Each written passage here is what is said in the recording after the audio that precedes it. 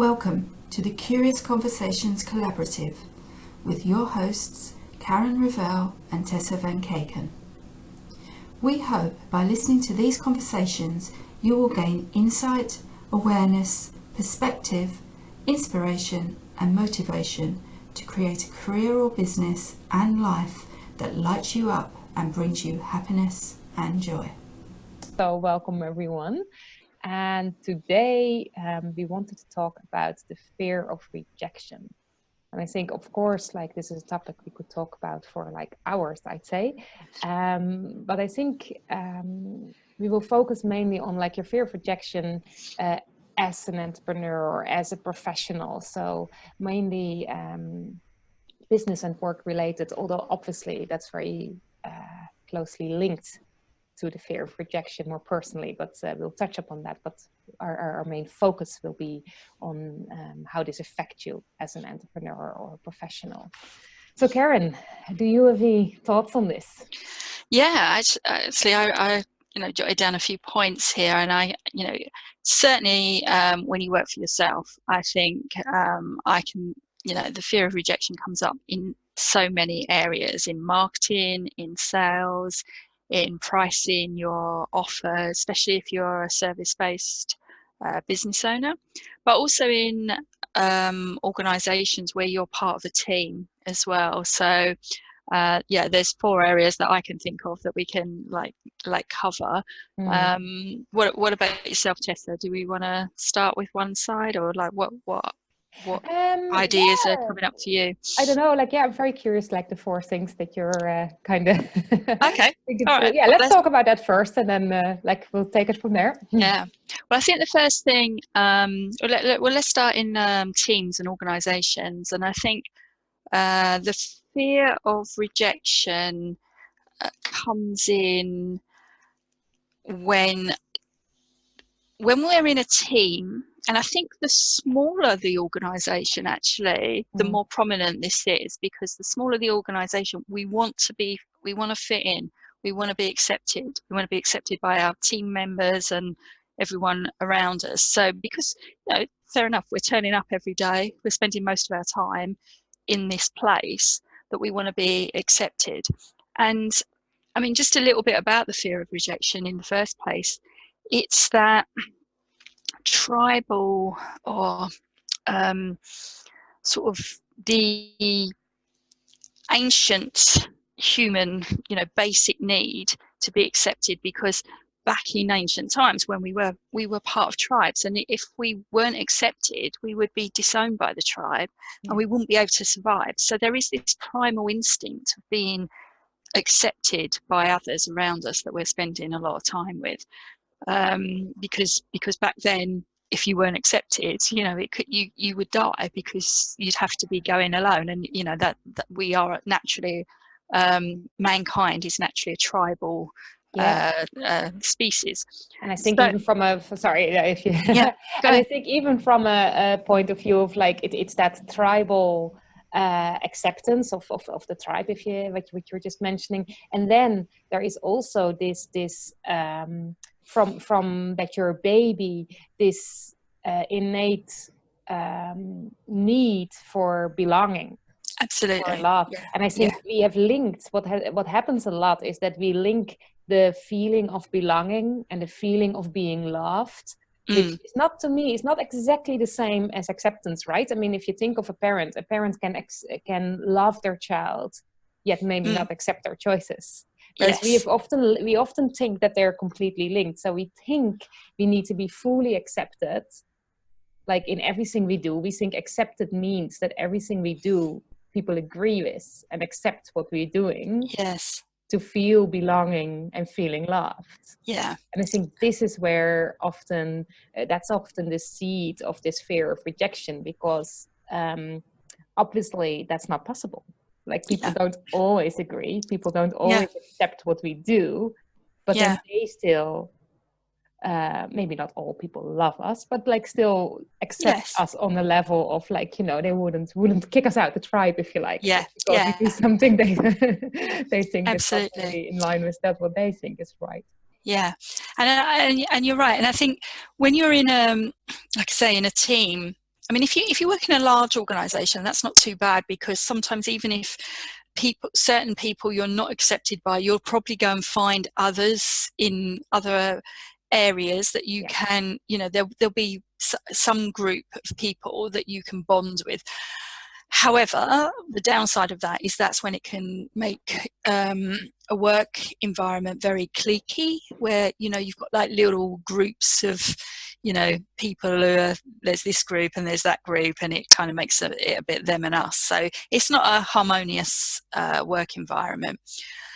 But if you're in a really small organisation or a small team, then it really matters that you're getting on with all these people, and that you're, you know, or you can be accepted for who you are and what you're doing, you know, the value you bring. So I do think in an organisation, it can affect you, because you're physically there, usually turning up every day and that. But then from the entrepreneurial point of view, or small business owner, I'm trying to move to the sun. Yeah, same here. It's nice and sunny though, right? I mean, yeah, absolutely. Honestly, like, oh, after all the rain, I don't know how it was with you, but it's raining. Yeah, yes, definitely.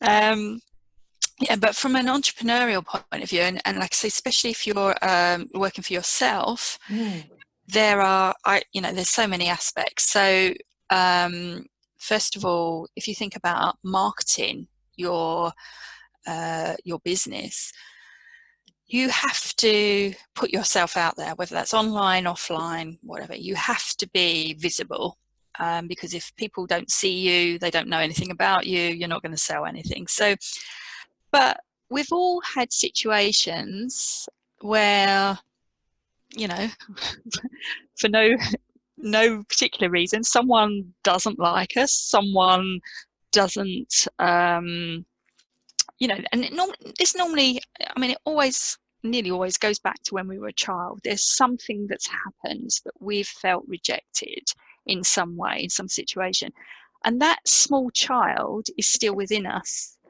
And then when we go out and do something that's, you know, suddenly being vulnerable, really, we're putting ourselves in a vulnerable place, because we're trying to share what we are bringing, and this is why I think it hits service owners more than people who are selling products, because if you're selling a tangible product, it's separate from you, whereas when you're selling your service, it's normally, you feel like you're selling like you, you know, as a Although person. I think, like, particularly for small entrepreneurs, very often, like, for instance, one of the entrepreneurs that there is in one of the women networks I'm in, like, she has developed a particular type of shoe, which is like whatever, it's like it's like a comfort shoe for at home, but like, she's been there from really the whole process of actually developing it and making it, and it's her, you know, like herself.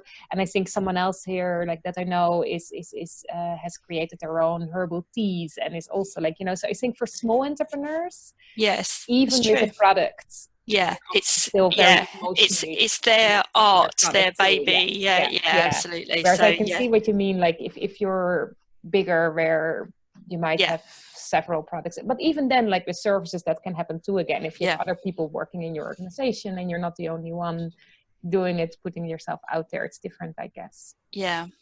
So I think that visibility starts making us feel very vulnerable, and it comes back to that fear of rejection. Then there's also the sales element, for, again, you know, to suddenly, you know, unless you are a natural salesperson or you've trained in sales, most of us aren't salespeople, and now all of a sudden we find ourselves in that sales conversation with people. And again, if someone says no, often we can take that personally, because we feel they are rejecting us, whereas, you know, in the majority of cases, it's not the right service, or it's not the right time for them, or whatever. It's not about us as an individual, but we get it linked into, this is them rejecting us, and then that can knock our confidence and our self-esteem. So we have to separate the the thought about the sales conversation and selling again our services is not the same as these people are, if they say no, that they're rejecting us. And I think this is similar again, isn't it, in whether it's in corporate or in other organizations where you're working, like for instance, for people who are going for a promotion or who have to talk about a project that they're working on. Like, it's a different type of selling, of course, if you like, absolutely. but it is the same effect, that people often are afraid of putting their things out there, their opinion out there, their in case it's rejected. And I think, again, right, what you're saying, it's so important. It comes down to that, we're taking it very personal. We're linking ourselves, our whole feeling of acceptance or rejection, we're linking it completely to our service, to what either our clients think of it, or potential clients, what people around us, our colleagues, our manager, what they are thinking about it. So again, but also that if they were rejecting us, what you said there, right? So, like, first of all, most of the time, it's not actually a rejection of you as a person, but sometimes it might be, because, you know, the people we're dealing with are, not everyone is an enlightened person, so also they sometimes link the person with what they're looking at. So if they don't like the product, or if they don't like a project, then they discard the person too. So people do that. Yes, that's true. Yeah, that is true. Yeah, and I think the other bit is also that when they don't do that, when it's really just like that, you know, they may unfollow your group, or they may they may not just dislike the service, but that there is that not that connection. But it is really about that feeling of rejection. For me, as you said, you mentioned it comes already from when we're a small child. Maybe something happened, but also, again, it comes from that we're, in a way, we're looking outside, we're looking for approval of what we're doing from others outside. And whether that's for our services, whether that's for us as an entrepreneur, or whether that's when you're in an organization around, you want that approval or confirmation from maybe your manager or or your colleagues, that as long as because although this is very valid, like, in the end, if I provide a service, my coaching, if no one likes my coaching, then obviously I need to kind of change what I'm doing. But at the same time, it's and about finding the right people, but also to really trust in myself, to really personally, am I actually accepting of it? Yeah, and I think that is a real big thing. It is that need for approval or acceptance, but first we have to accept ourselves. But it is so ingrained. I mean, we have a saying, you may be familiar with this, but when we're children, and a little saying that we say, like, sticks and stones may break my bones, but words will never hurt me. But the truth is, the words, when you're young, especially, well, even as an adult, but the words when you're young actually do hurt you, and you carry them with you for a long, long time. And until you can heal that sort of hurt within you that you're carrying, you will keep coming up against it. And these are the sort of situations, like you say, when you're going for a promotion, when you're starting a new job, when you're marketing or selling your business, all of these things just takes you back to a time in your past when you were a small child, and these things really hurt you and they really mattered. And I think one of the things, I mean, there's lots of interventions these days that can, you know, lots of techniques out there that can access your subconscious mind and help you resolve some of these. But I think what I would like to say is that, just as an awareness issue, is that in our psyche we have all these different personalities still living in there. You know, we have that small scared child, we also have the, you know, perhaps the carefree little child, we have the adult, we have the strong person, and, you know, we have, you know, the angry person, and you know, we have all these different personalities sitting within our psyche that we can access. And some of these situations just takes us back to one of those personalities. And I think, you know, the way it was described to me once was like, we need to be the conductor of our own mind, of our own, you know, you imagine you've got all these personalities. It's like the orchestra, and you've got to be the conductor and make sure that they work together and work for you in harmony. And I think, you know, just by thinking about it in that way, when you go into that place of fear and that, just think about, like, you might not remember the situation as a child, but are you going back to that scared little child as a reaction? And I would go even a step further to say, like that, because this is the work that I do with people, of course, like around living in awareness and also being of true acceptance, and not of a passive acceptance where you say, oh, well, this is the way it is, I'm just afraid of it, I can't do anything about it, but an active acceptance where you go into that acceptance space where can you accept yourself as you are in this moment and time, right? And then take steps. First of all, this is so important because if we take actions, if we feel rejected and if we want to make changes and we do that from a space of resisting who we are or resisting what is at the moment, then the actions we take also come from a negative. Like, I mean, I know we were talking about the other day, actually personally, about, remember when you say, like, you have to be in the right energy to put out the right energy. So this is as well, if you feel rejected and you're saying, oh, I should not be this way, it should not be that way, and from that way you're trying to make change already, it's like something has to happen a certain way because what's right now is definitely not right? Whereas if you can fully accept yourself, and it doesn't mean you have to be happy with it. Again, acceptance is not the same as saying that everything is okay and it's just, you know, you don't have to do anything about it. But acceptance can be okay. It's like again, like a good friend who maybe snapped at you sometime because of whatever, you know, you're not going to discard a complete friendship because of that, like, you know, unless there's other stuff going on. So it's about you accept your friend with their flaws. Then you might still say, well, look, I didn't like that you did that, you know, and like, it would be nice if next time you don't snap at me like that. But, you know, that's different. So you can same for yourself. And like, I think what you said about this inner child, that it's so important when that child comes up. Like I said, yes, there is the conductor bit as well, but also in that moment, can you first hold that child for a little bit? Can you first, and not to say in the way that we are told as a child, you know, they're there, it will all be fine, but just actually say, okay, you're scared. It's okay. Now, what can we do to make you less scared? That's a very different way than acting, you shouldn't be scared, let's do something about it. Absolutely. And it's just the energy that you put in that, right? Or that pushing on through, you know, this whole feel the fear and do it anyway.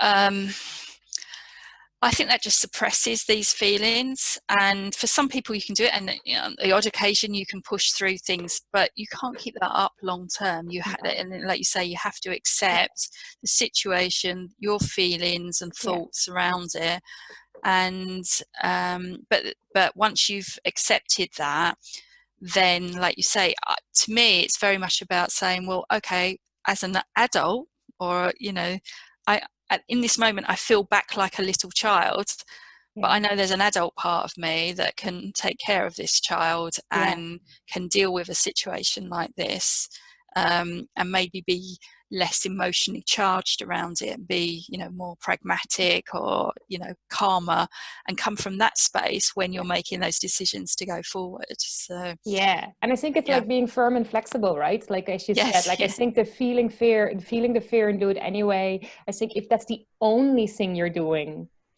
then it works suppressive. If like you're holding the child, if you're coming from a space of awareness and acceptance, and then it still will feel uncomfortable, it will still be scary. So then you can kind of give yourself that gentle nudge, that gentle push to also say, okay, I know it's scary to go out there, but do it anyway. But you're coming from a space, and this is what you said initially, remember, like the being part of the tribe, feeling accepted, feeling belonging. If you come from a space where you feel kind of that support behind you, even if that's your own support, you holding your inner child, then you can kind of gently push yourself to go out there in the scary outside world. But it's very different than if you actually don't feel that support. If you kind of feel like you're just jumping in the deep end without any support in case you can't swim. You know, and then I think, so that's that bit of like, for me, around the fear of rejection, that like start with finding a place of some form of self-acceptance also. And that can sometimes, if it's very difficult for you, then it can help to talk to people that you do trust, and that can help you, to empower you to feel that within again. So I think on the one hand, if you're only looking for the outside approval, then you're setting yourself up for failure, for disappointment. But if you notice that you have a lot of self-doubt and you need a little bit of sparring with someone to get in connection with that inner trust, then that's okay. Like, it doesn't mean you have to do it all by yourself. Like, you know, this is why people go for healing and for coaching and for other things, because that is not about letting the other person heal you or letting the other person fix everything, but it's about that sometimes it's hard to do it all by yourself, and then to have someone else help you to find that again within.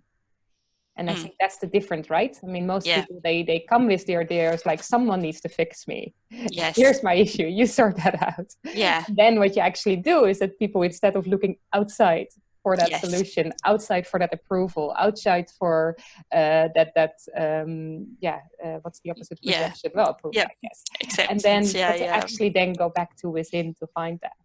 Yeah, absolutely.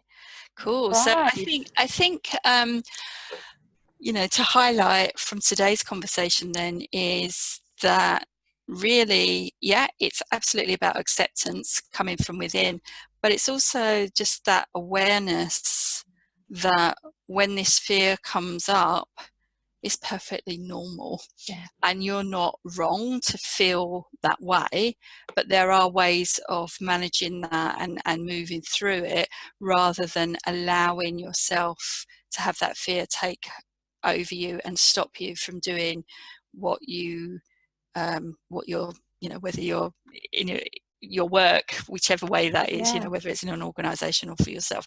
But it's just being aware of it first of all, and being okay with it, and just it's normal. It's perfectly normal. I think, and you're not weak to have that. No, and that's the thing, right? It's not the fear of rejection is not a weakness. It's very, very human, as you said already. Like, you know, it's just so tribal. It's ingrained in our DNA. Yeah. But how you deal with it, that's where you can work on. Yeah. And I think most people try to work on the fear and trying to suppress that, instead of looking at, like, okay, within this fear, how can I deal with this? And for me, like, I mean, I actually did a talk about this the other day, and it was around that, like I say, like, really for me, the 3 steps are always, and they're not completely linear, but like the 3 steps are awareness, acceptance, action. And what happens most of the time is that when people become aware, whether it's of their fear of rejection or anything else, really, they straight away want to take action. But that's when the action comes from a place of like, oh, I'm not the way it should be, the situation not the way it should be, it should be different. Instead, but if you go through that phase of acceptance, it brings a whole different way of going out there. Yeah. Good. Wow. I think that's a great way to finish this conversation today. Yeah. I mean, I definitely think we can talk on this a little bit more in different ways, because I think it brings up a lot for, not just for like maybe for people that are listening, but also I can notice it brings up a lot for ourselves that we could go in much more deeper. But so if anyone has any questions or comments about it, please do put them in the post below, wherever you're watching or listening to this, or feel free to send us a message anywhere. And if you have any ideas coming up from this that you would like us to talk about, please let us know as well. What are we going to talk about next? Maybe we need to think about that first. Yes. Yeah. Okay. All right. Well, that's it for today. So that's been great talking with you again, Tessa, and hope everyone's enjoyed listening. And until next time, we'll see you soon. Okay. Right. Take care. Talk to you soon. Thanks, Karen. Bye. Bye. Bye.